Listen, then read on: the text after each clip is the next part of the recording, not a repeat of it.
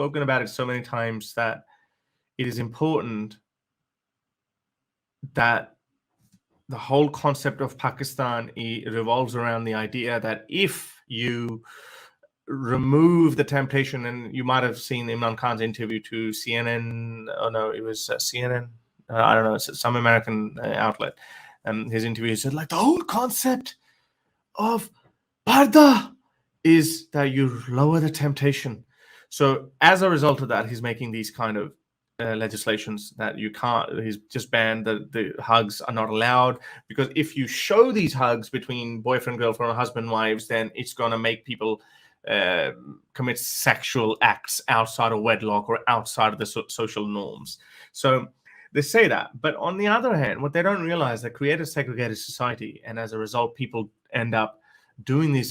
Unless you sterilize them, then literally, there have been cases, and I think there was one American military video that was shown, the drone footage that showed infrared vision. I think you can see that on YouTube. There are a couple of men in the northern parts of Pakistan and Afghanistan that are actually raping a goat, and it went viral a few years ago.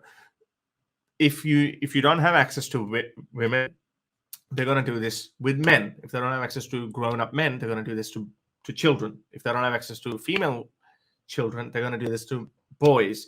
And so it goes. If they don't have access to any of that, they're going to do that within their family. And again, I have this video permanently, and I'll play this video again. What basically this video says, it is from Imran Khan's own government representative, own party member, who said that 82% of rapes are committed by fathers, brothers, uncles, and close family members. Have a look at this one. Pakistan में, और ये सबसे बदशक्ल बात है, group है हमारा NGO होता था वॉर अगेंस्ट रेप WAR, उन्होंने बताई स्टैटिस्टिक्स, और ये इशू जब टैकल करेंगे पाकिस्तान में, इससे आपकी एक रेवोल्यूशन भी आएगी, एवोल्यूशन भी आएगी, रेजिस्टेंस भी आएगी। गायनेकोलॉजिस्ट से पूछा जाता है, बच्चियों से पूछा जाता है कि रेप किसने किया, 82% परपेट्रेटर्स वालिद, चाचा, ताया, दादा, नाना, मामू, फूफा उसके बाद आते हैं ये लोग। So, as I said, 82% of rapes. And look what happened. And this is a true manifestation of that. So just this week, this woman tried to commit suicide. Reason? That she tried to do that outside of Lahore High Court, seeking justice against husband who raped his own or her own daughter. So a woman has tried to commit suicide at a district and session court in Lahore, pleading she had no money to pursue a case against her husband, who allegedly raped their daughter. The suspect was arrested by police in Lahore on July 8th, 2021, after his wife approached the Nishta Colony police station accusing him of raping one of their 3 daughters who were staying with him during the couple's temporary separation. So during separation, he had his wife. Mate, I was not ready for that, honestly. It's the reason why I'm highlighting this. Again, not all men are like that. That's not the point. But the point is, this is happening. And I showed you statistics, 82% of rapes, unreported rapes. These are those, and they would obviously, the number would be a lot higher. The reason why is this data that these guys collected, War Against Rape, the data they collected, that is collected from girls who got injured in the process, and they went to doctors, sought help, and that's when they were asked the question, who did this to you? And then 82% of the times it was father, brother, uncle, close family members. Why is that's happening? It's happening because it's a highly segregated society. They think, I know, I've spoken, this woman once told me, she said, Haris, you'll be very lucky to find a girl in Pakistan who hasn't been to some extent harassed, or no, harassed is very normal, actually molested, assaulted, or raped in Pakistan. You would hardly find anyone. And I actually heard that from a Western woman as well, and she made that claim too. And then I've asked a lot of women I know. I've actually asked them, has it happened? They're like, yeah, sometimes. It starts from catcalling, starts from touching them inappropriately on a tram or a train or wherever. That has happened a lot.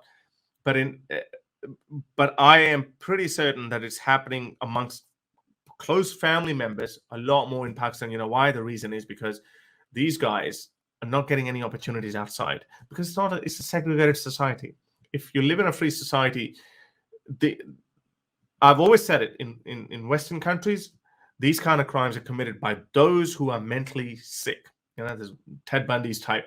Those are the people. But there are rapes happen, and they're definitely and rapes are reported as much as we can. Of course, there'll be a lot of unreported cases as well. And for example, in Sweden, the definition of rape is vastly different. For example, in countries like Pakistan, marital rape is not even considered rape. It's not even considered rape. So that's the reason why these kind of things are happening a lot. And I think Imran Khan and this government comes up with solutions like this, that let's ban hugs, romantic relationships on TV commercials. That's the solution. And as a result, what's going to happen? This is going to happen. A lot more women are suffering at his hands. Anyway, so do you want to say something? Honestly, like this is I'm kind of lost for words. That's really, really, really sad. I would love to see how we could try and help this woman. I'm sure that was a suicide attempt, right? Like, she's obviously still alive, and she's clearly not able to fund this case and, get justice for her daughter.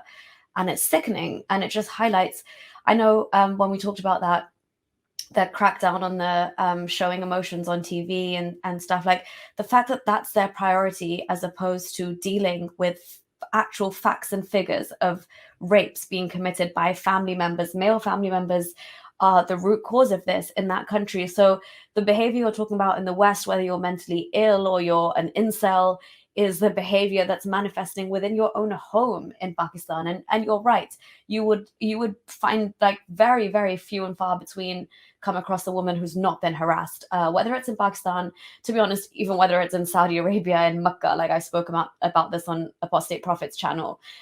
This is not just limited to a place or a country. This is a mentality. This is a actual problem with it's a line of thinking, and it's a feeling of entitlement and power, and these power dynamics are at play. And again, I think, like, I'm trying to understand what would make a father turn on his daughter like that, because to be honest, to me, the very concept of that, it makes me so, like, it's so repulsive. You can't even fathom it as a concept, And the fact that it's happening here, and I watched this Pakistani show actually, which was I think it's called Jarrell's, guys. If you get the chance, like, watch it. They show that a similar case where that is about to happen, and the wife strikes out and she gets an iron and she like smacks her husband with that to save her daughter because she's refused her husband's sex. So he turns on the daughter, and it's just men trying to exert this power and authority, and they think they have the right to do that. That is inherently sick. And you can discuss like the societal problems in Pakistan all you want with it, but at the end of the day, there are some problematic things in Islam which gives men the right to think that they have, like, the Prophet married his daughter-in-law. The Prophet consummated a marriage with a 9-year-old. There's so many things happening here. There's no concept of marital rape in Islam. The angels will curse you all night if you refuse to have sex with your husband. If you're tired, if you don't fancy it, if you just want to snuggle and watch a show, you are guilt-tripped into thinking you should be there to, excuse my French, but to literally just lie back and let your husband do as he pleases. There's no concept of marital rape. This extends into societies where sexual segregation is a huge factor, and where men, these are also patriarchal societies. So like we talked about in these dramas, what do you see of the women? You see this, the mom who's just a homemaker always. There's nothing wrong with that. I'm not saying there's anything wrong with that at all, but that's the only way we are portrayed.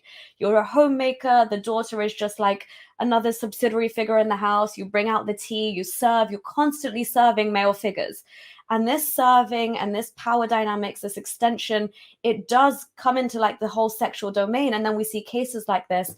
And honestly, it just breaks my heart. And in a legal capacity, if there's anything we can do for this woman, if there's any attention we can draw to this case, I think we should definitely do it, because enough is enough. Like, this needs to come out, and men like this need to get what they deserve. And honestly, the end of that show, Jarrell's as well, the men got what they deserve. And it's not like the what they do to a woman, what they do to, like, it's like the conversation I was having yesterday with one godless woman.